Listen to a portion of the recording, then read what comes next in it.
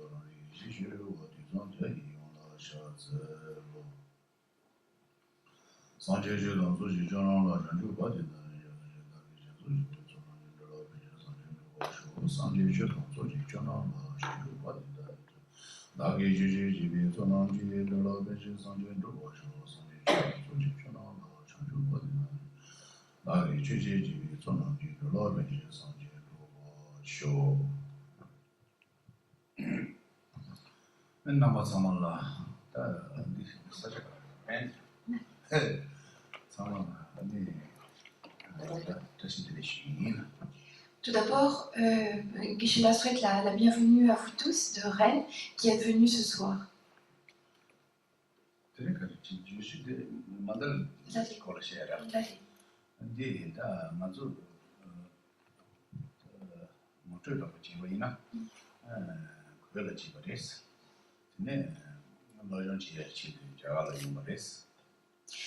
Alors, avant de commencer le thème de la conférence, Geshe-la voudrait se présenter. Et donc, il est né au Tibet, mais afin de pouvoir étudier l'enseignement du Bouddha, il s'est rendu en Inde.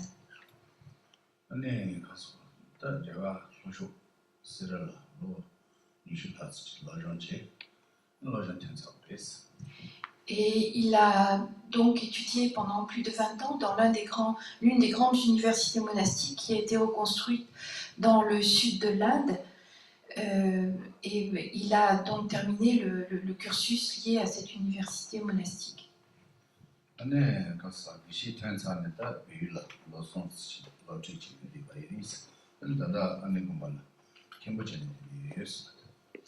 Après avoir terminé ce cursus, il est parti au Népal et il s'est occupé du monastère, donc le monastère pour lequel la tournée est accomplie, qui est dans la vallée de Katmandou. Il y est resté pendant 3 ans, s'occuper de ce monastère, et ensuite il a été nommé abbé d'une nonnerie qui se trouve à Dharamsala, et c'est la position qu'il occupe actuellement. Il y a environ 200 nonnes, 200 religieuses qui sont à demeure dans cette nonnerie à Dharamsala.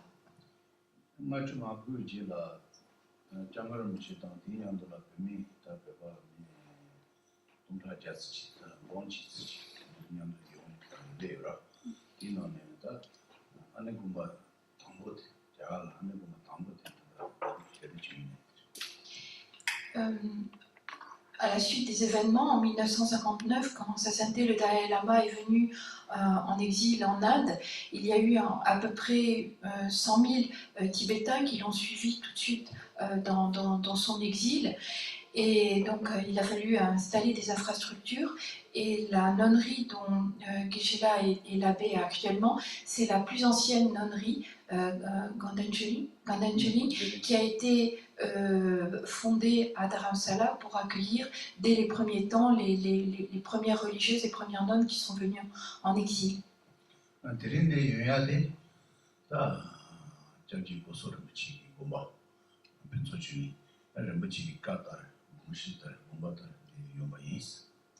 Et si aujourd'hui Geshe-la est ici à Rennes avec un certain nombre de religieux, c'est à la demande de son maître, Gyaltsen Gosok Rinpoche, de notre maître Gyaltsen Gosok Rinpoche, qui est le fondateur du monastère de Phuntsho Cholin dans la vallée de Katmandou au Népal. Phuntsho Cholin di goji gogo chato isirmuchi, chato.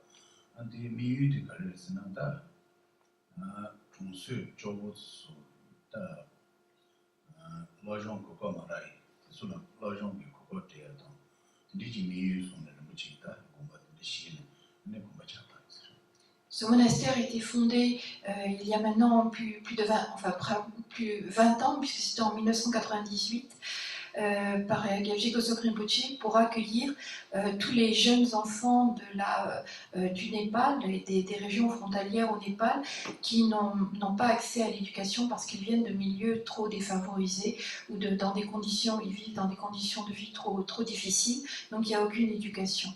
Donc ce monastère, l'objectif en le fondant, c'était de recueillir ces jeunes enfants et de leur donner une éducation. 네, 단다 Phuntsho Cholin 나로라 저와다 니자바 시시 니지유 주유 도 치고 네, 또 시에 침미찬 같이 있으를 로전 차로. Actuellement, il y a pratiquement 200 enfants, des tout jeunes, de 4-5 ans jusqu'à un petit peu plus vieux. Et une fois qu'ils ont acquis une base au niveau de leur éducation, soit ils peuvent continuer à approfondir une éducation spécifiquement religieuse. Et à ce moment-là, ils vont dans le sud de l'Inde, dans les grandes universités monastiques, soit ils peuvent retourner à la vie laïque. Là, lojong par lojong inji jambre, ne nanchue yimbara, tseni do tseni jambre, de so jambre, Nepali jambre, Latuya jambre, Sansan computer jambre, the Pujuina class, we have to look to Kija, Sama, not to the Corona. 기대도 참만큼 나치 그런 진짜 기대 시에나 마시는 데는 나치 뭐 시어 참다 관심입니다. Et l'éducation qui leur est donnée, il y a bien entendu une éducation sur l'enseignement du Bouddha, mais également des cours d'anglais, des cours de népalais, puisque le monastère est au Népal. Il y a également des cours de logique, de philosophie, des cours pour apprendre à faire des peintures tibétaines traditionnelles, des textes à réciter, un petit peu d'ordinateur. Et donc ils sont pris en charge au niveau de la nourriture, de l'habillage, également de l'hygiène, de leur donner des principes les principes de base de l'hygiène, puisqu'il y en a qui arrivent à 5-6 ans.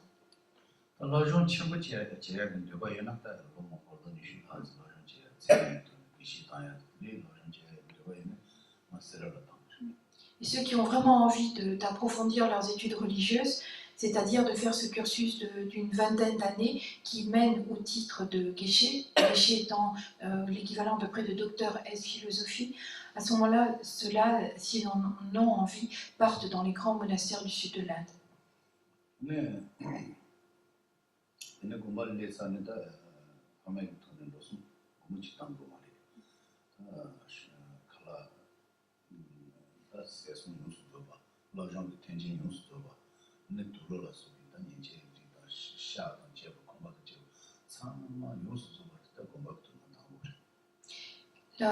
Les enfants sont confiés par les parents au monastère et les parents ne déboursent absolument rien. Donc tout ce qui est les vêtements, enfin le minimum de vêtements, la nourriture, les lieux, bien entendu, tout ce qui est lié à l'éducation, les frais pour les professeurs, etc., l'hygiène, etc., tout cela est pris en charge par le monastère.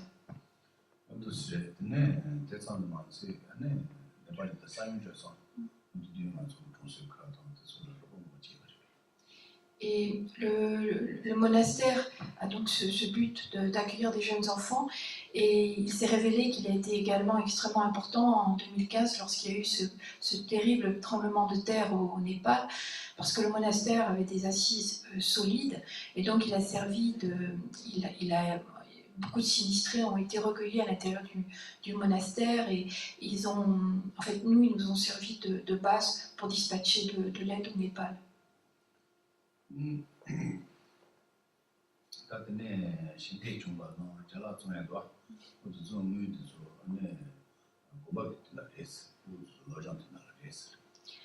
Et tout l'argent qui est recueilli au cours de cette tournée, que ce soit les dons ou la vente de l'artisanat, tout cela est utilisé donc pour les fonds de ce monastère. Et il n'y a rien qui est gaspillé, c'est-à-dire ça va directement pour les jeunes enfants.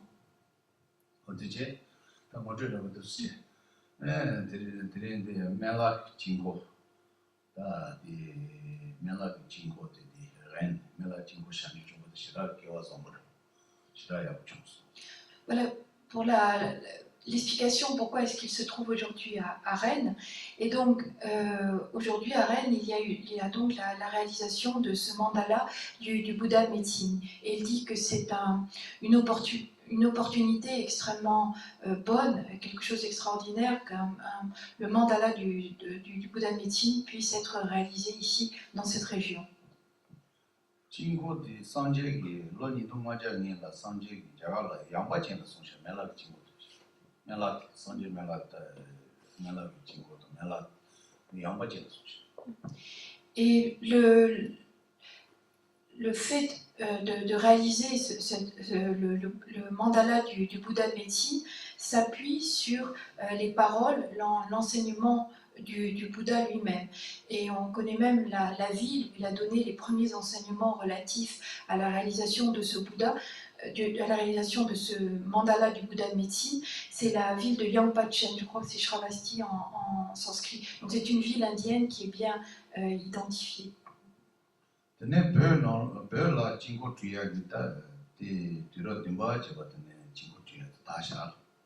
Donc ça c'était il y a 2500 ans et puis ensuite la technique de fabrication ou de réalisation des mandalas s'est diffusée au Tibet aux environs du 7e siècle de notre ère.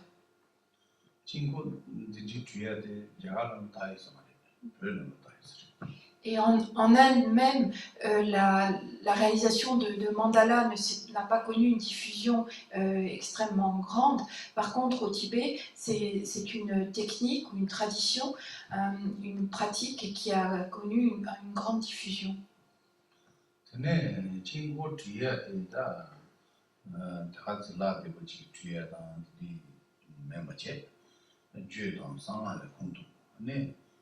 Ji Jingo da Meli da Xingkang da Meli Xingkang da Minduya Nangxin Minduya Nawaxi Minduya Nangxin Goba de son ane Tanhao la yuni Sinao la yuni Teta ki Songba de la Xixia ane Dieu le Songba Dieu le Sanje ki Song yura Songba de son Xixia Gabo tang si Gabo Chi Chu tang la Chu Chebo tang de Xixia ji ne Suiba de les. La conception du mandala n'est pas l'œuvre de quelqu'un qui était simplement dirigé par des principes d'esthétique, savoir réaliser quelque chose qui était beau. La réalisation du mandala s'appuie essentiellement sur les tantras, c'est-à-dire cette partie ésotérique de l'enseignement du Bouddha Shakyamuni. Donc ça s'appuie sur les paroles du Bouddha Shakyamuni, ça forme la base. Par exemple, à tel endroit on mettra telle couleur blanche, telle couleur rouge, etc. Donc la base est formée par les paroles que l'on trouve à l'intérieur des tantras. Et ensuite, ça a été détaillé ou affiné ou rendu plus sophistiqué par des visions qu'ont eu de très grands maîtres, des maîtres réalisés, qui ont vu la terre pure du Bouddha de médecine, cette terre pure de lapis lazuli ou de béryl, et qui, en s'appuyant sur leur vision, ont complété ou approfondi la base qui avait été donnée par le Bouddha Shakyamuni. ane Jingo la yang yawa gongdo ane dusun ji Jingo re tu Jingo re le ji Jingo ane le lang ji Jingo ane xin de shang cha de le lang Jingo ane yi ji 주비 진거 류나로라 진 류치라 고엔도 어떤데 상대 진거 류치 네 진거라 리모라 뭐였어. Quand on parle de réaliser un mandala, en fait, ça peut désigner différentes choses. On peut réaliser un mandala avec différents matériaux ou sur différentes surfaces. Ici, on a un mandala qui est réalisé avec du sable coloré, mais on a également des mandalas qui sont peints sur une surface plane, comme par exemple un tissu ou un mur. On a également des mandalas qui sont réalisés en 3D, en général avec du bois qui est sculpté. Et puis on peut aussi avoir des mandalas qu'on appelle des mandalas de concentration, qui sont en fait visualisés par le pratiquant à l'intérieur des différentes parties de son corps. 네, 그래서 단다데 디자인 친구라. 디자인 친구 문에 전한다 르무치기로 그래서 르무치든다 막동 시즌 네 쉬르던 쓰던다 무디던 네 가서 어떤 도저 방황다 다 뭐여라 대다 네 막동 네 전다 지네 무슨 그래서 기타니 Traditionnellement, les mandalas devaient être réalisés avec non pas du sable coloré, mais de la poudre de joyaux de différentes couleurs. C'est-à-dire qu'on pouvait prendre des gemmes précieuses de différentes couleurs, pour du bleu, on prenait du béryl, du lapis lazuli, on pouvait prendre pour le rouge, pour le jaune, etc. Donc c'était pilé en poudre très très fine, et c'est avec cela qu'on réalisait ce type de mandala. 단디 가르레스나 단 알아서 르무치기 루투마라 루무투하고 너가 보면 시시제 엘데바 추르버쭈 아자 추르버쭈 주사는 강산 소자 현저가 강점 네 무슨 Mais ça demande des finances qu'ils n'ont pas.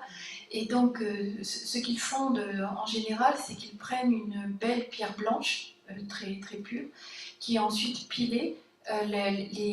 La poudre ainsi pilée et lavée, elle est passée à l'eau. Puis on laisse sécher ces petits grains extrêmement fins. Et lorsque c'est bien sec, ensuite on les colore. Et c'est ainsi qu'on obtient les différents sables colorés que vous voyez dans les petits bols. 네, 지당이 답이 신거나 진코스에다 산지기 샤야거나 샤야거니 데다 비발레리 플라티오 마라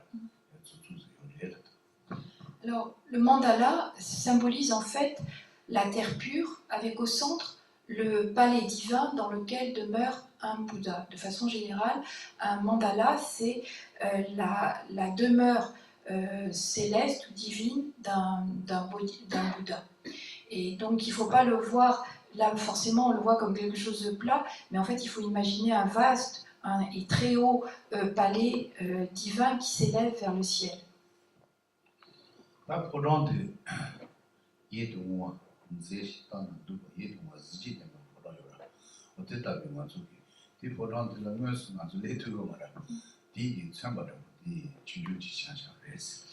Et donc c'est un édifice magnifique qu'il faut visualiser et qui en fait est symbolisé par la structure du mandala. Il faut voir quelque chose de très élevé, décoré avec des pierres précieuses, avec des ornementations magnifiques, donc quelque chose de divin, de céleste, et c'est cela qui est symbolisé ici par le mandala.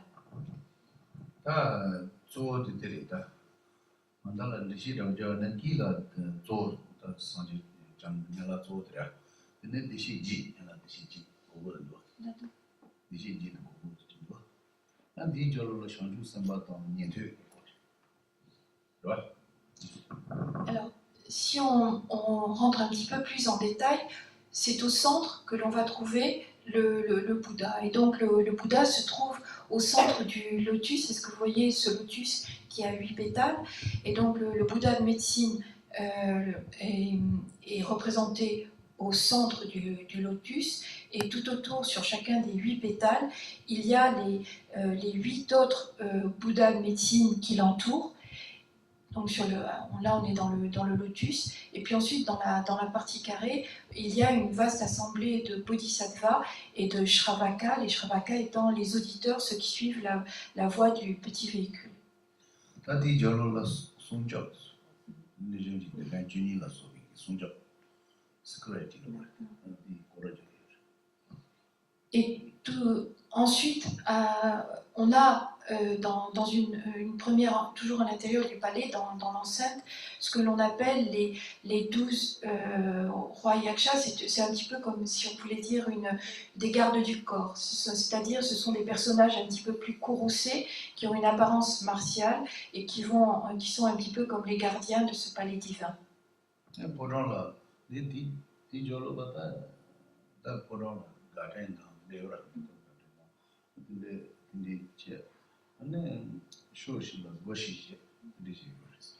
Pour vous repérer, vous avez les 4 portes du palais et elles sont vues d'en haut, un peu comme sur les cartes touristiques. Hein. On voit les portes d'en haut et puis l'enceinte, elle est vue d'en haut mais pas à plat. Les portes sont vues de face, mais l'enceinte est vue d'en haut. Et tout autour, il y a un jardin qui, comme tous les palais célestes, il se trouve au milieu il faut imaginer, d'un magnifique parc.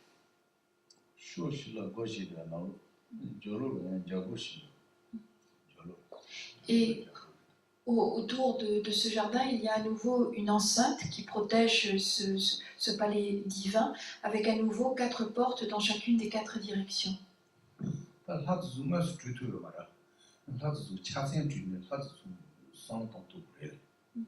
Alors, chacune des déités qui a été énumérée, c'est-à-dire le Bouddha de médecine avec les 8 d'autres Bouddhas de médecine, les Bodhisattvas, les Shravaka, etc., ne sont pas représentés sous leur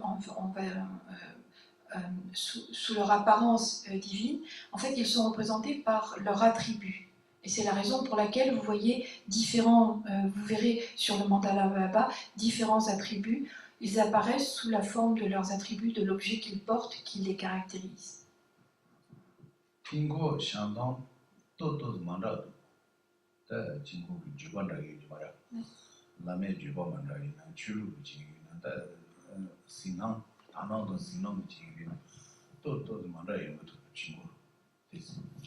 Alors, il y a des variantes, même lorsque l'on parle du mandala, du Bouddha de médecine, il peut y avoir des variantes. Comme il a été dit tout à l'heure, cette réalisation de mandala, elle s'appuie de façon essentielle sur les tantras, mais il y a également toutes les expériences méditatives faites par de grands maîtres. Et donc, suivant les lignées de transmission, soit par tel maître, soit par tel grand maître, il y a des variantes dans les détails, dans la configuration du mandala.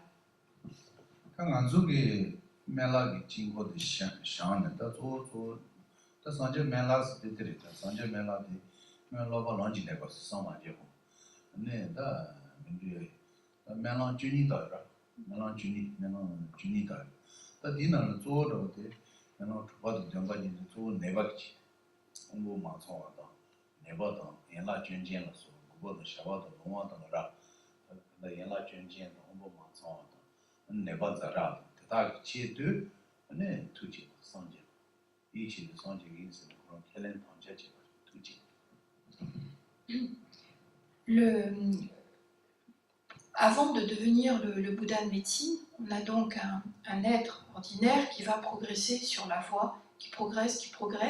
Il y a comme une carrière qui le mène jusqu'à la réalisation de l'état de Bouddha. Et tout au long de ce cheminement, il y a des vœux très importants qui sont formulés par cet être et qui vont en quelque sorte caractériser ce Bouddha. Et celui qui est devenu le Bouddha de médecine a fait 12 vœux particulièrement importants. Et parmi ces 12 vœux particulièrement importants, il y en a 2 qui sont liés de façon très explicite et claire à la maladie et au handicap physique. Et il a dit qu'il aspirait à réaliser l'état de Bouddha pour soulager la maladie, toutes les maladies physiques et mentales des êtres, et également pour soulager tous ceux qui souffrent d'un handicap physique et mental. Donc c'est quelque chose qui a été exprimé de façon très claire et très, très forte et très sincère, et c'est la raison pour laquelle il a cette spécificité. On dit que c'est le Bouddha de médecine.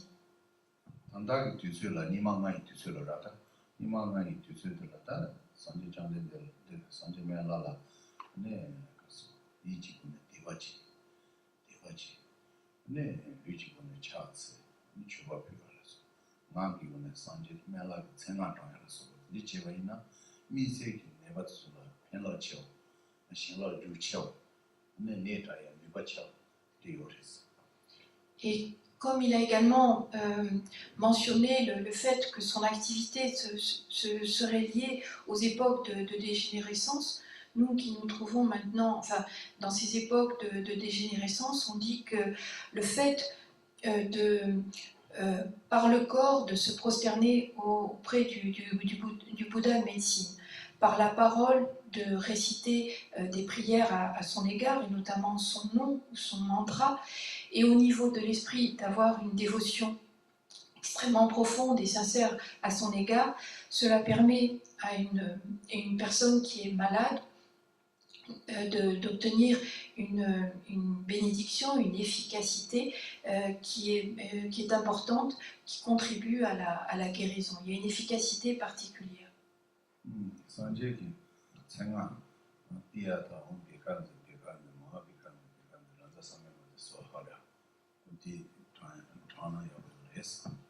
Et si l'on peut réciter le mantra du Bouddha de médecine, Om Begatsi Begatsi. Teata, on teata, begatse, begatse, ma begatse, begatse, jandasamungate soa, eh bien, c'est quelque chose qui est extrêmement bénéfique pour aider lors de la guérison.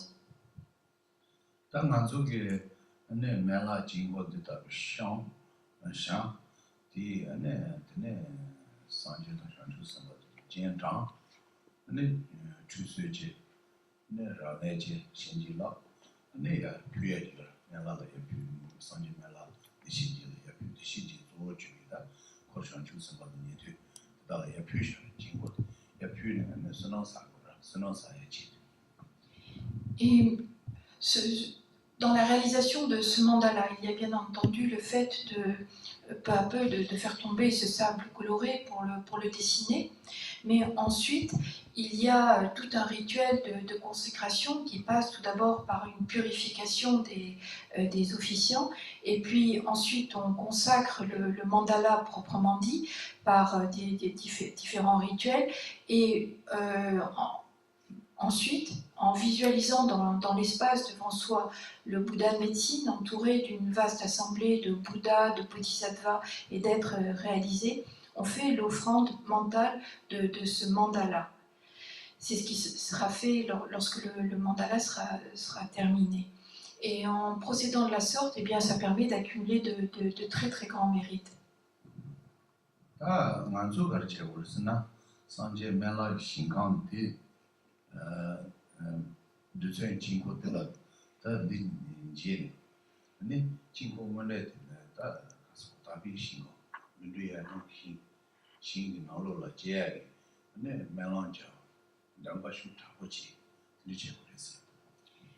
Et à quoi finalement peut servir cette réalisation du mandala? Eh bien, on dit que lorsqu'on le voit, littéralement en tibétain, c'est lorsqu'on le rencontre.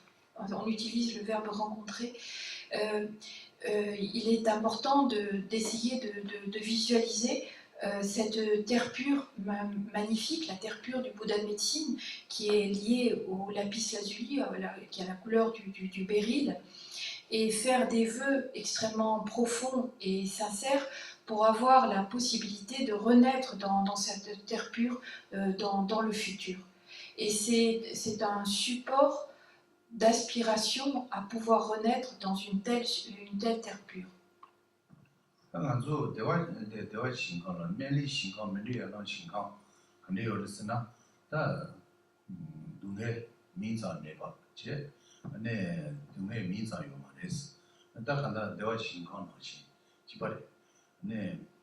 Niensha tu chi la, Niensha nien dans tsen chi la, ne mento tu tru, ne joie de savache. Mento re jibo tu sur shoba chi je, nihon chi je, gunda chi je, ne gunda chi su, tsena chi su, shoba chi je, junyu chi je, shoba chi je, mento tu tang niba pa ndo, ne long sibu chi long sava chi long, mento sava su chi, ne chi. Et cette terre pure du Bouddha de médecine, c'est un endroit où même le nom de souffrance n'existe pas, où on ne l'entend pas. Donc c'est une terre de grande félicité qui ressemble, pour ceux qui connaissent, à la terre pure d'Amitabha. Donc c'est vraiment une terre pure. Et on dit que c'est un environnement qui est pas particulièrement beau et apaisant. Il y a des fleurs qui apparaissent 6 fois en 24 heures. Il y a les fleurs du matin, et puis il y a les fleurs du midi, il y a les fleurs du soir, et dans la nuit à nouveau, il y a les fleurs à la tombée de la nuit, quand la nuit tombe vraiment, au milieu de la nuit et au tout petit matin. Et on dit que lorsque les fleurs du matin commencent à se faner très légèrement, eh bien il y a une bise extrêmement, un souffle de vent extrêmement doux et très, très léger qui passe et qui emporte les fleurs fanées et apparaissent les nouvelles fleurs.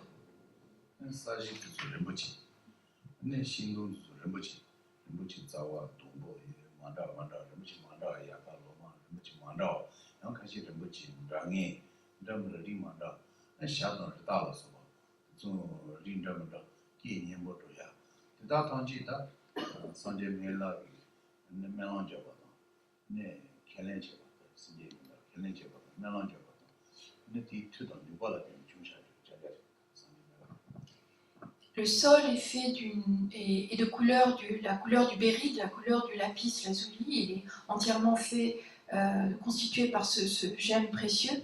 Et puis il y a des arbres qui sont eux aussi constitués de gemmes précieux. Le tronc, les branches, les feuilles, les fruits, les fleurs, etc. Et il y a à l'intérieur de ces arbres magnifiques, il y a des oiseaux, et le chant de ces oiseaux, ce sont des prières au Bouddha de médecine. Il récite également son nom, il récite son mantra. Et en fait, l'ensemble de cet environnement qui est divin, qui est particulièrement magnifique, il est le résultat, il est produit par toutes les prières qui ont été faites par le Bouddha de médecine tout au long de sa carrière, entre un être ordinaire et la réalisation de l'état de Bouddha. Tabi Shinkan de Yuvainata, Tamaras Tabi Shinkan de Jay, and Damba de Jay. So Tabi Shinkan de Jay, Damba de Lis, Damba Shutabo. And then Sanjay Mela Shinkan de Jay, Sanjay Mela Soa Shutabo, Sanjay Mela Gong, and then the Mudia in Hong Shinkan Jay, Damba Shutabo Jay. 대화 신고나 제야이나 와미 강 와미 신고나 제야 정말 슈타고지 두스체 안에 신라진나 오달라라 무조 오달라라 안에 신고나 제야 주전도마이나 유로 그 신고나라 근데 신고만다 요리 수수수 매랑 빠지 신고만다 요리 신고 때던 때 집이 그래서 화때던 때강 그거네 때라 때던 때 제야 정말 슈타고지 기치슈 주토. Et un tel endroit divin, comment pouvoir y reprendre naissance? Eh bien, l'une des causes principales, c'est l'aspiration sincère et profonde qu'on va développer à pouvoir renaître un jour effectivement dans une telle terre pure. C'est vraiment ce vœu que l'on fait en soi, ce souhait, cette prière qui contribue considérablement à la possibilité de renaître ainsi dans une terre pure. Il n'y a pas que la terre pure du Bouddha de médecine, en fait. Chacun, par rapport à sa propre pratique, peut choisir, par exemple, de renaître dans la terre pure d'Amitabha, le Sukhavati, ou bien ça peut être la terre pure d'Avalokiteshvara, c'est le Potala. Le Potala, ce nom qui est célèbre, c'est donc la terre pure d'Avalokiteshvara. Il peut également y avoir la terre pure de Tara. Donc en fait, chaque Bouddha a produit par ses prières une terre pure qui lui est propre. Et donc chacun, par rapport à ses affinités, par l'aspiration qu'il va développer à renaître dans cette terre pure, peut effectivement espérer pouvoir renaître dans un tel endroit.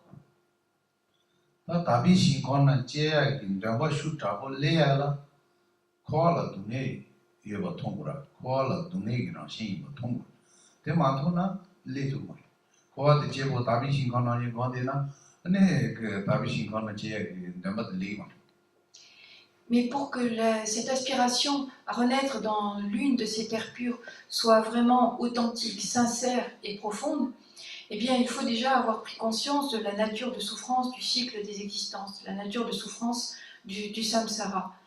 Si on trouve qu'on est très bien à l'intérieur du samsara, à l'intérieur du cycle des existences, et qu'en même temps on médite ou on développe en soi cette aspiration à renaître dans une terre pure, cette aspiration ne pourra pas être véritablement sincère dans la mesure où on trouve qu'on est très bien à l'intérieur du samsara.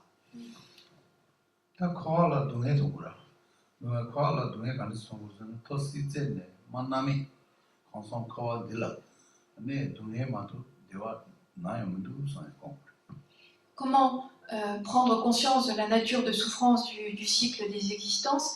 Eh bien, c'est en considérant le fait que, à l'intérieur des trois domaines qui constituent le samsara, que ce soit le domaine du désir, le domaine de la forme, le domaine de la non-forme, que l'on aille dans les voies les plus infortunées, telles que celles des enfers, ou que l'on aille dans les voies dites les plus fortunées, c'est-à-dire une renaissance en tant qu'être céleste, ou que l'on se retrouve à l'intérieur du cycle des existences, il n'y a que souffrance.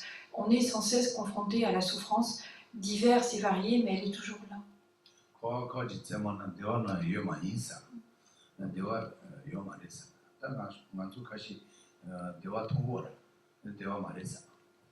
Et si on y regarde bien, il n'y a pas la moindre parcelle, la moindre petite infime partie de bonheur authentique à l'intérieur du cycle des existences, à l'intérieur du samsara. Alors certains diront, mais moi je vois des moments de bonheur, moi je trouve quelque chose qui relève du bonheur. Mais ce n'est pas un bonheur authentique.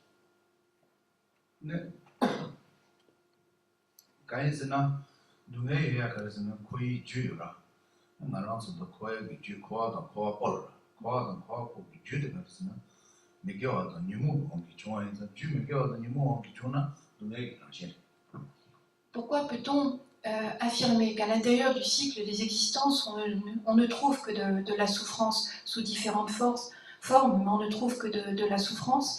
Eh bien, c'est parce que la cause du cycle des existences, la cause du samsara, et donc la cause qui fait que nous retrouvons à l'intérieur du cycle des existences, eh bien cette cause, elle se trouve dans le karma et dans les agitations mentales.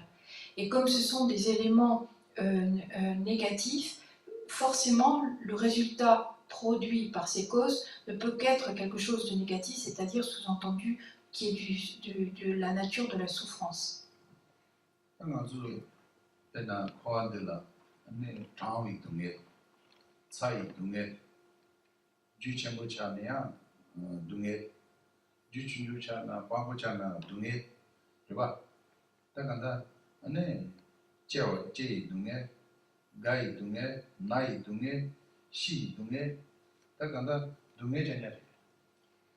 Quand on y regarde bien, à l'intérieur du samsara, soit on a trop chaud, soit on a trop froid, soit alors il y a le fait qu'on est trop riche, trop de richesse ne procure pas le bonheur, mais au contraire beaucoup de soucis.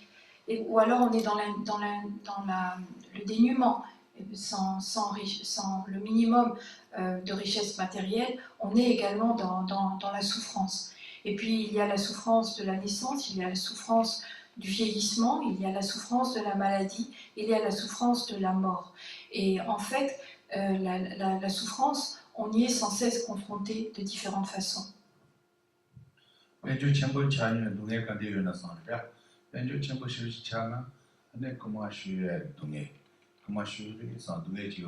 라그선 동에 초슈선 동에 다 뱀메시 다 거나 주트 송 동에 쉬지요. 다 동이나 마르타에 다고 단 나와요 맞다. 만나요 동에 근데 동에 뭔가 있다. Certains pourraient dire, mais comment peut-on parler de souffrance lorsqu'une personne a de nombreuses richesses matérielles? Et pourtant, c'est vrai, quand on a de nombreuses richesses matérielles, eh bien, on finit par se faire du souci. Ne va-t-on pas me voler? Ne vais-je pas perdre mes richesses? Mes richesses ne vont-elles pas perdre leur valeur? Et puis, en fait, on n'est jamais satisfait. Quand on en a, on en voudrait encore plus. Et cette insatisfaction, c'est aussi une forme de souffrance. 근데 줄라 이den요 이den 니모요 이치제요 쇼키 주첨부 있는 군다 광고체요 그렇죠? 들이 주첨부 있는 산이 광고체요 근데 En outre, les richesses matérielles, on ne peut jamais s'y fier. Elles sont extrêmement instables. Je peux être extrêmement riche ce matin et ce soir me retrouver complètement démunie. Ou alors, le contraire, ce matin, je n'ai presque rien pour manger et ce soir, je me retrouve avec de grandes richesses. Il y a une instabilité dans les richesses matérielles. 근데 졸라 이den도 조버스 쇼키 조고 있는 군다야 자차야 들이 조고 있는 산이 자차야 들이 자 있는 산이 녀차야 근데 뭔가도 Et de même, quand on y regarde bien, cette instabilité, on la retrouve également dans les relations humaines. Aujourd'hui, nous sommes amis, mais demain, nous risquons de devenir ennemis. Et puis ce matin, nous étions les plus grands ennemis. Puis ce soir, nous sommes devenus les plus grands amis.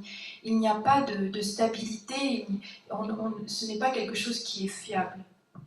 다간다가 좀 수보도 센티에 차이 주고들라 동네 정신이야 Et en fait, pour conclure, à partir du moment où on reprend naissance, c'est-à-dire que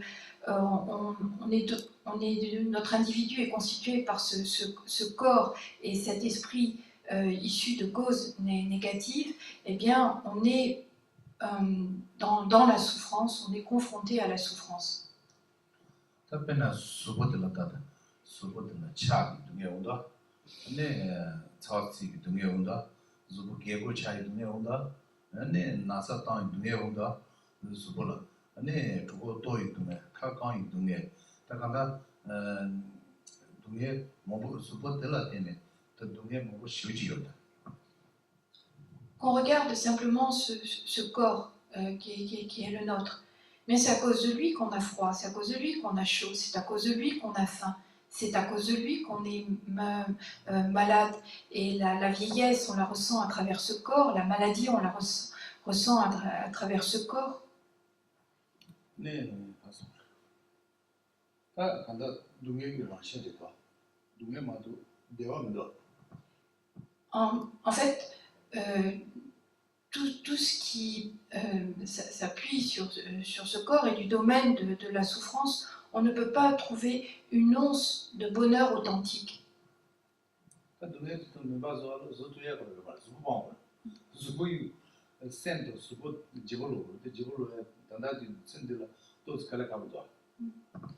Et donc il faudrait arriver à trouver un corps qui ne soit pas ainsi, un esprit qui ne soit pas ainsi. Et pour l'instant, dans la vie présente, c'est pas possible de dire je change de corps et je change d'esprit.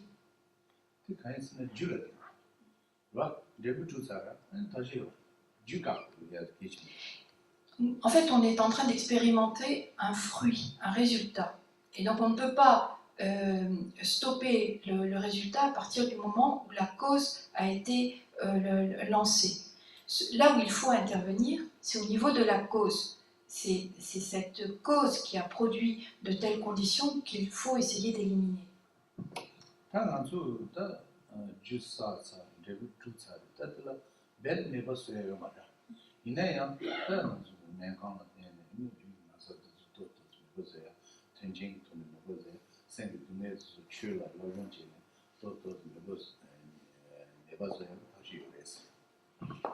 Bien entendu, on peut agir de façon même si la cause a déjà été accumulée, si elle est présente, même si le fruit a commencé à se manifester, on peut agir sur ce fruit de souffrance pour le limiter. Par exemple, si on est malade, il est important de suivre un traitement, d'aller à l'hôpital, de voir des docteurs, etc. Et lorsqu'il s'agit d'une souffrance mentale, c'est vrai que par l'étude, en suivant une voie spirituelle, on peut agir sur cette souffrance mentale.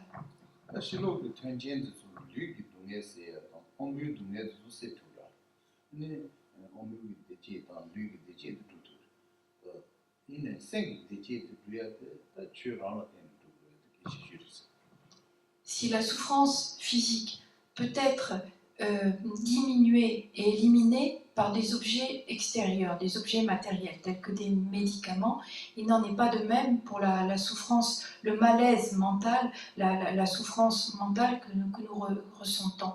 Et là, le seul remède qui a une efficacité véritable, c'est l'enseignement, l'étude et le fait de suivre un cheminement spirituel.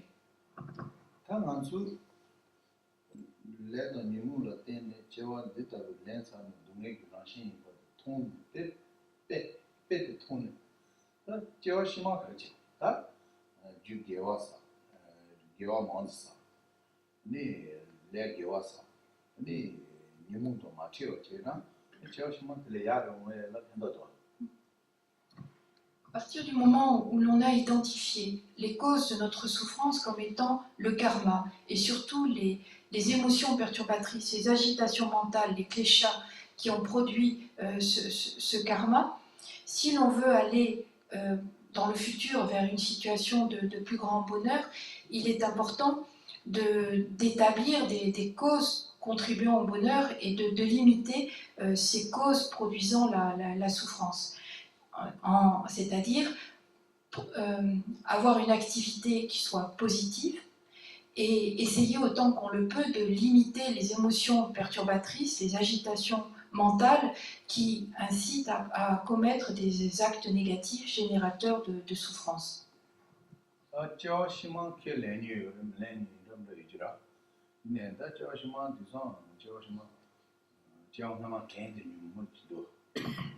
Alors on aborde le sujet des vies à venir. Certains ne croient pas en l'existence de vies futures, de vies à venir.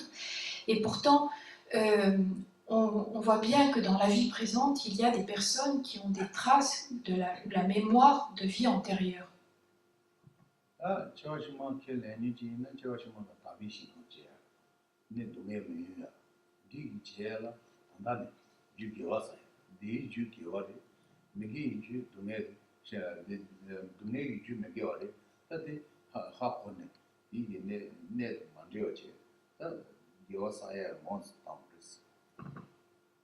Pour ceux qui sont convaincus qu'il existe des vies à venir, des vies futures, eh bien, il est important de préparer dès maintenant ces vies futures soit avec une renaissance dans une terre pure, soit avec au minimum une renaissance dite fortunée, c'est-à-dire où la souffrance sera beaucoup plus réduite.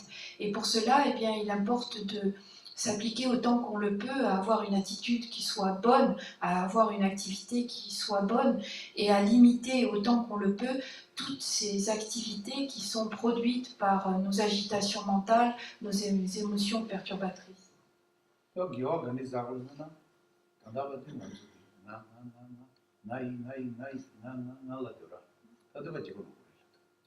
Comment s'appliquer à des actes qui sont positifs? Eh bien, jusqu'à présent, depuis des temps sans commencement, toutes nos activités, elles ont eu pour moteur le jeu, moi. On pense à soi, on pense au jeu, au soi.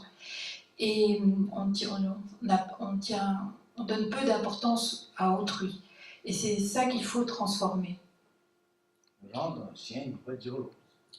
Transformer, c'est-à-dire faire en sorte que ce soit les autres qui passent avant soi-même.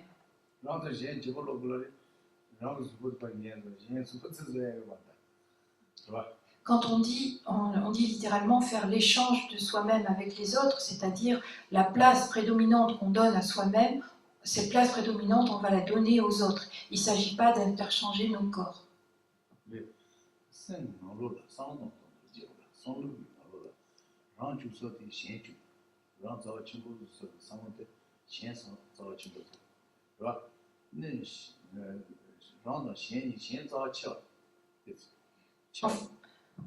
En fait, jusqu'à présent, pour la plupart d'entre nous, il y a en nous, au centre, cette place très importante qui est tenue par le je, le soi. Il est là, au centre de nous.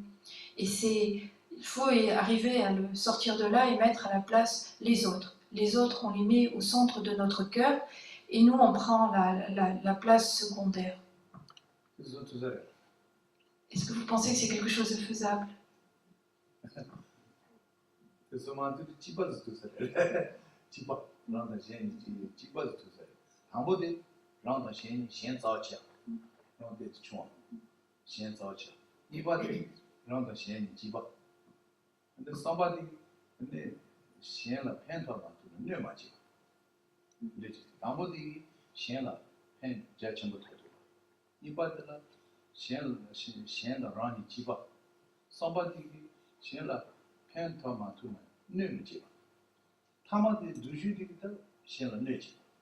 Non. Si on mettait une hiérarchie, on pourrait dire qu'au sommet, il y a le fait de considérer autrui comme bien plus important que soi-même. Au deuxième niveau, il y a le fait de penser que autrui et moi, on est sur un niveau d'égalité. Au troisième niveau, il y a je ne peux pas les aider, j'arrive pas à les considérer comme plus importants que moi-même, mais au moins je ne veux pas leur faire de mal. C'est mon moteur, ne pas nuire à autrui. Et puis il n'est même pas dans la hiérarchie, le niveau le plus bas, c'est chercher sans cesse à causer du tort à autrui.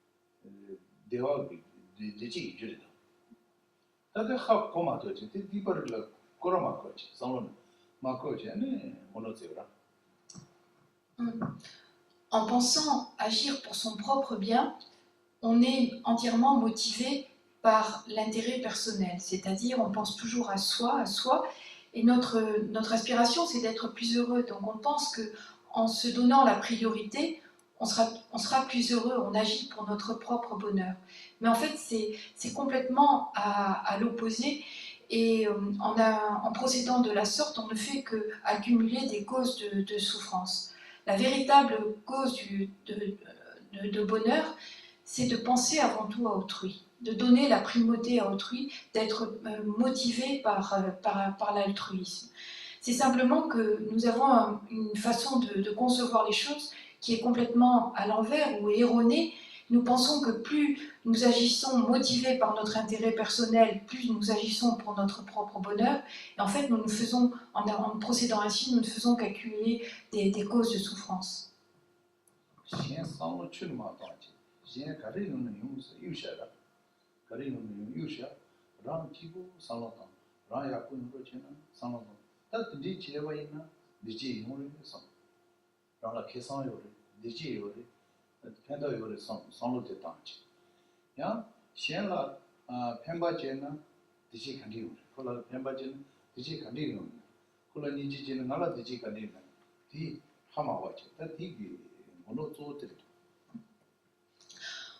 On ne tient pas compte des autres. Il leur arrivera ce qui leur arrivera, c'est pas mon problème. Et moi, je suis uniquement concernée par ma propre personne.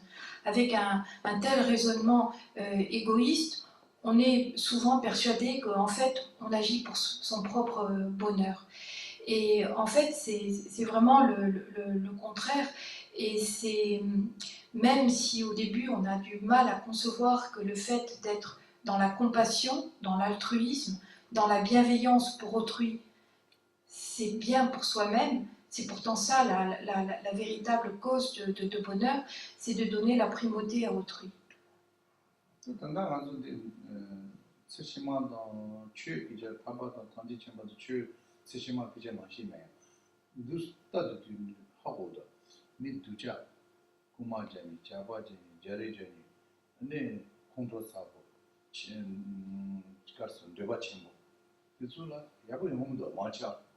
이미 통사도 야부 용무도 야 신전자 상황도 배데 신행 로치부지 무슨 그 상황 가보지 그러냐 센지고 그 상황 가보지 변조요 매매는 그런 거 매선지 뭐 그거 매스 제온다 이 가보지 니 마도 이제 그거 마 다르도 지용전에 그 지진이들 용거를 더 내용이라 저거 내용 마쳐들이래도 무슨 딴 zamani na batana zangi koran chien sanatani de la sanatani cheba chembel do.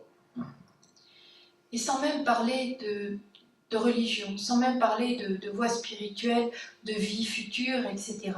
Même en regardant simplement à l'intérieur de ce monde, on voit bien que les personnes qui sont dans la colère, dans l'agressivité, dans la violence, eh bien, elles sont mal considérées par autrui, elles ont très peu d'amis, et finalement, elles se retrouvent très souvent dans une situation misérable à tous les niveaux. Alors qu'une personne qui pense aux autres, qui est sans cesse en train d'essayer d'aider les autres, eh bien, quand elle a besoin d'aide, il y a toujours des gens qui viennent la voir. On recherche sa compagnie parce que c'est quelqu'un qui est toujours dans la bienveillance, dans l'altruisme, etc. Et elle, même quand elle rencontre des difficultés, il y a toujours un moyen pour qu'elle s'en sorte.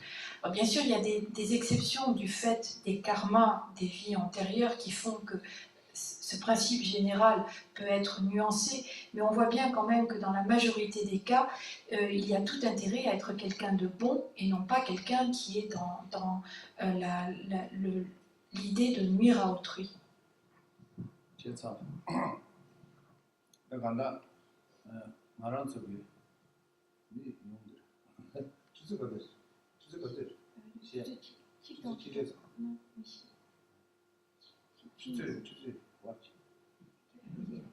Pour pas qu'on vous retienne trop tard. Tout ça pour pas. Il y a quand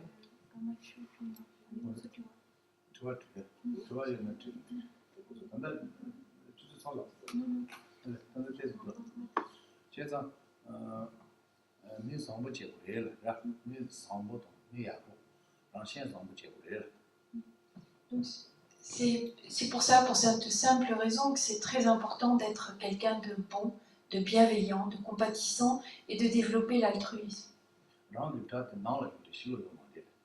Nos ennemis ne sont pas à l'extérieur, ils sont à l'intérieur.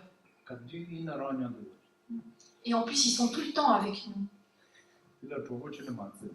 Donc c'est important de ne pas faire ami avec ces ennemis qui sont sans cesse présents à l'intérieur de notre esprit. C'est eux qui causent notre souffrance, donc il ne faut surtout pas avoir les considérer avec, de façon amicale.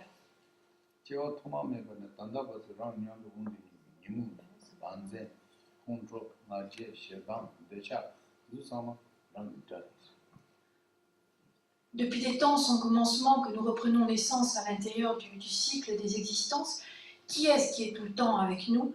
Eh bien, ce sont ces agitations mentales telles que l'ignorance, la colère, la jalousie, l'orgueil, l'avidité, etc.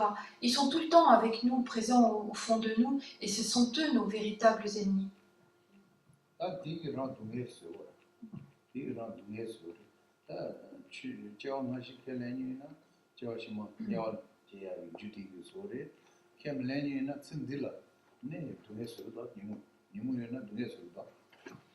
Et on dit que ce sont nos véritables ennemis parce que c'est eux qui sont à l'origine de la souffrance que nous expérimentons. C'est eux la cause de notre souffrance. Si on est une personne qui a qui est convaincu de l'existence de vie antérieure et de vie future, eh bien on comprend très vite que ces agitations mentales, c'est elles qui font que nous reprenons naissance dans des voies d'existence infortunées. Si on ne croit pas, telles que les enfers, si on ne croit pas aux vies antérieures et aux vies futures, malgré tout, à l'intérieur même d'une seule vie, on voit bien à quel point ces agitations mentales sont cause de souffrance dans la vie présente.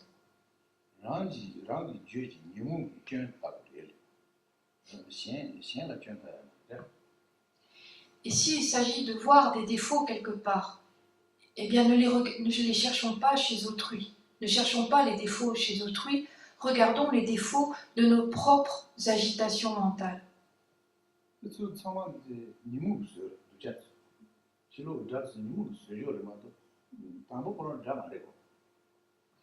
Et en fait, les ennemis extérieurs ne sont pas de façon intrinsèque des ennemis, ce sont les agitations mentales qui fabriquent, qui font que ces ennemis, qu'ils apparaissent comme des ennemis ou qu'ils deviennent des ennemis.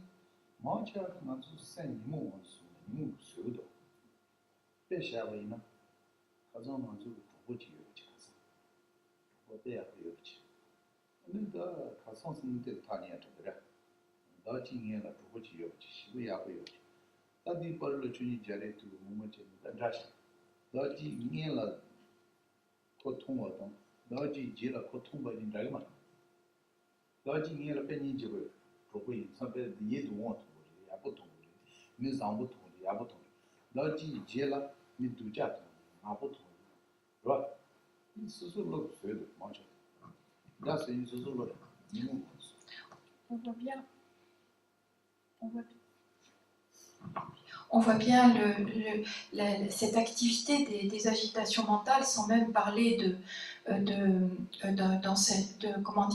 pratiques religieuses, on le voit bien dans la vie quotidienne.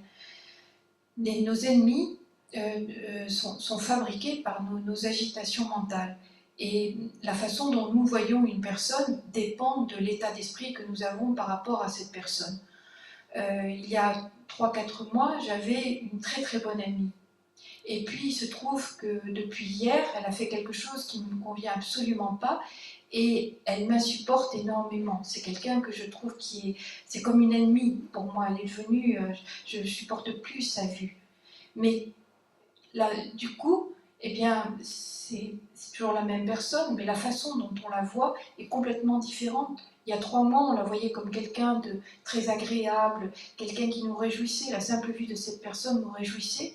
Et puis voilà qu'on a décidé que maintenant, cette personne, elle était horrible. Elle était, rien que sa vue, c'est quelque chose qui nous irrite considérablement.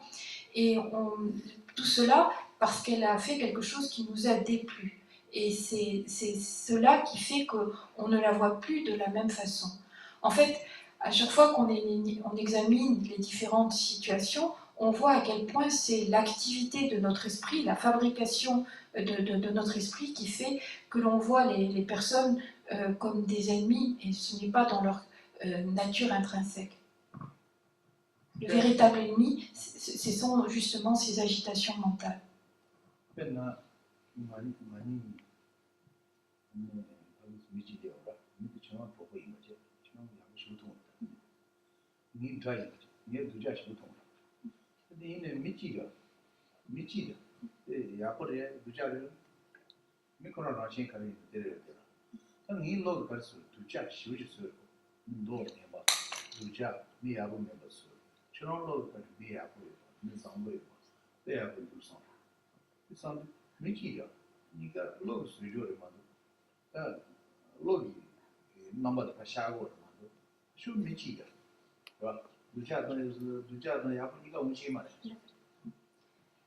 Nous sommes 2 personnes, puis il y a une tierce personne qui arrive.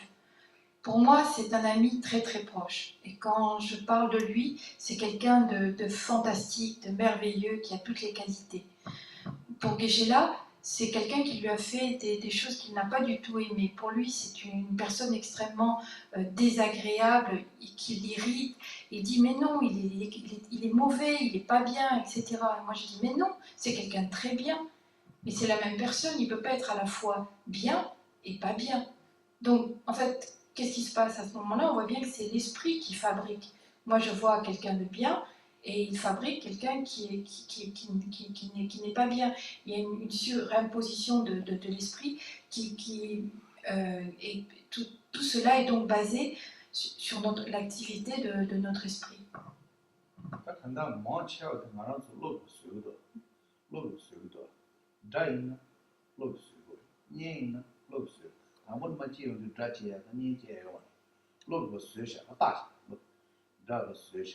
念个随啥之前几个，你们之前几个，让随啥，念随啥，你把随啥的，他早晚的没随的，早晚的你没把随的，你这是老的没把随，让不随的这个也不是那让非常重要吧，是吧？他上届开始呢，我有点最移民给这个嘛，让他偏不随的，但你那这样当然让他偏嘛了，你这是让他偏嘛了。你也是能让他骗起来了，你也是能把空了，你是怎么样把点给他，是吧？你也是能骗起来，这是那让那个这是，因此这是看这是看老的，都这是看老的种你们的这的，这没法说也是。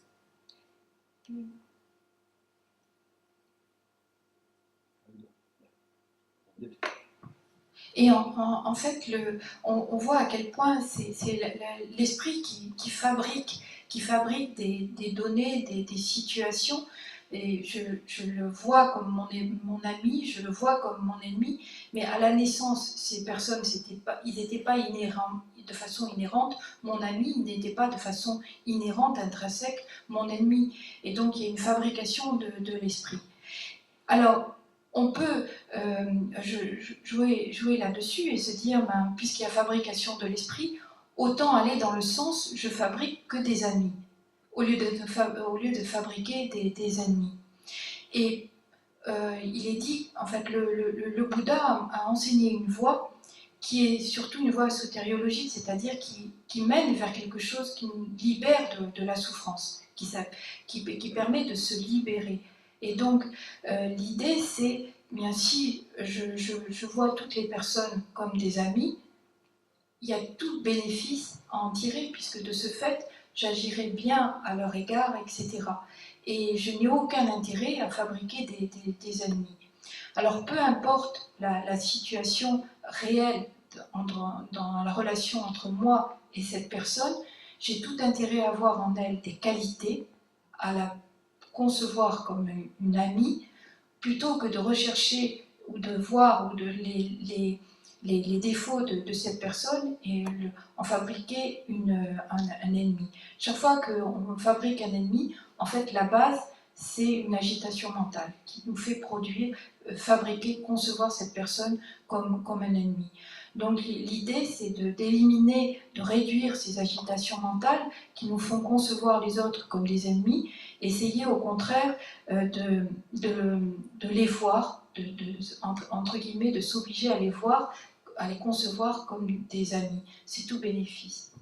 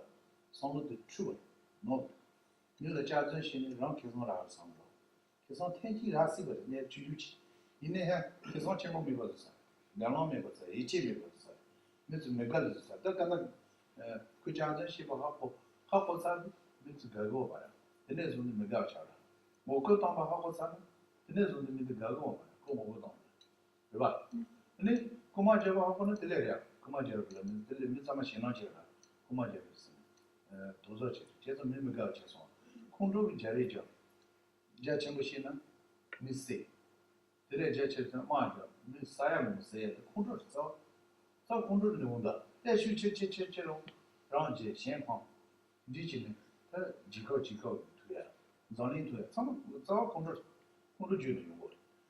What is that? This is someone that can that new moon, Suju Chinese, never do. Et finalement, toutes les activités. On entend bien. Hein.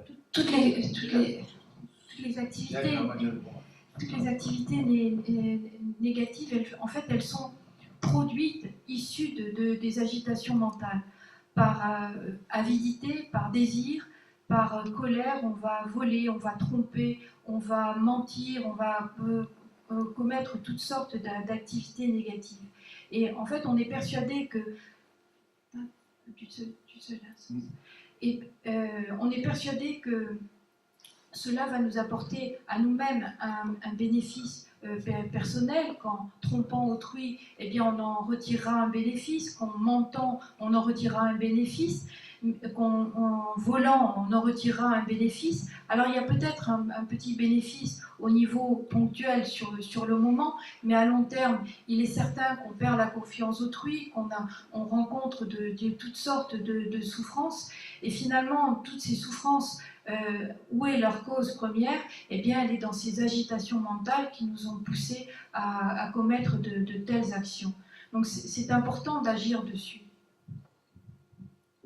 C'est ça. C'est ça. Quand Shilo Drugs, on le gars qui sont n'est pas de tout mal. Non, il n'est pas tu as Shilo nous avons diabetes.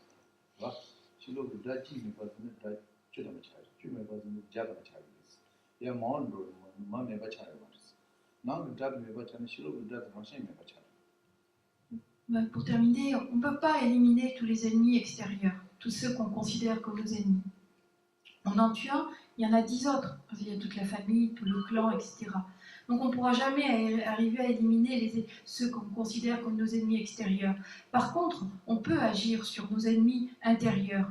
Et effectivement, si on arrive à éliminer ces agitations mentales, eh bien en fait, en conséquence, on élimine, enfin, comment dire, les ennemis extérieurs n'apparaissent plus comme des ennemis, n'ont plus d'activité d'ennemis à notre égard. Donc on joue sur les deux plans, et il est préférable d'agir sur les ennemis intérieurs, c'est beaucoup plus efficace.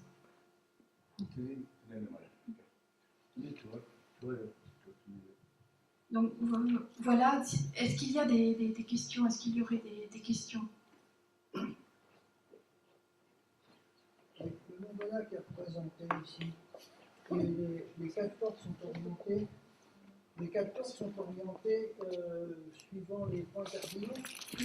D'accord? Donc là, je ne comprends pas quelque chose.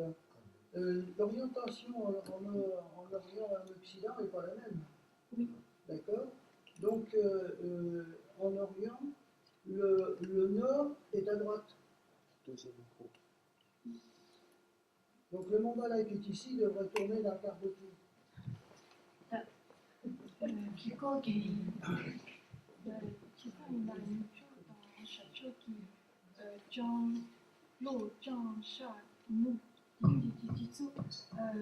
Le vert devrait être à droite.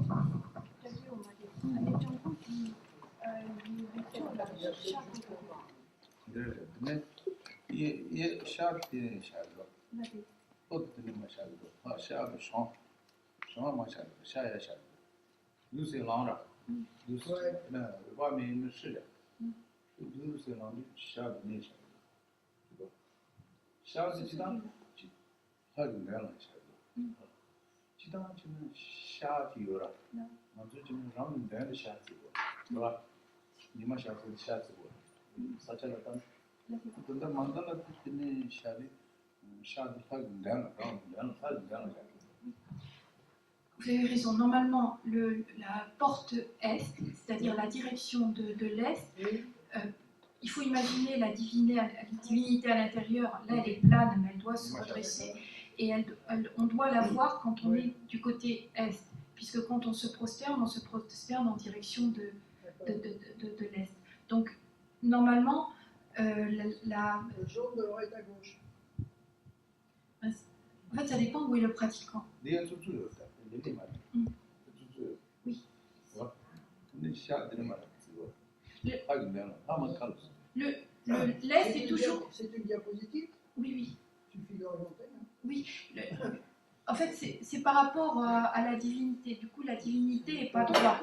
Elle est renversée, là, effectivement. 일단 내 있는 원하는 나도 시작하니 하고 말이야. 시작이 막 하자 하고 말이야. 나도 말이야. 근데 하긴 내가 나도 니 말이야. 아 시작. L'Est est toujours devant la divinité. D'accord. On arrive par la porte Est et on a la divinité devant soi. D'accord.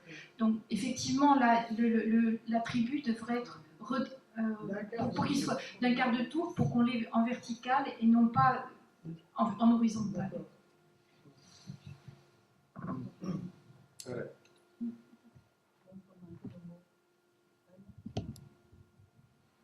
시작이.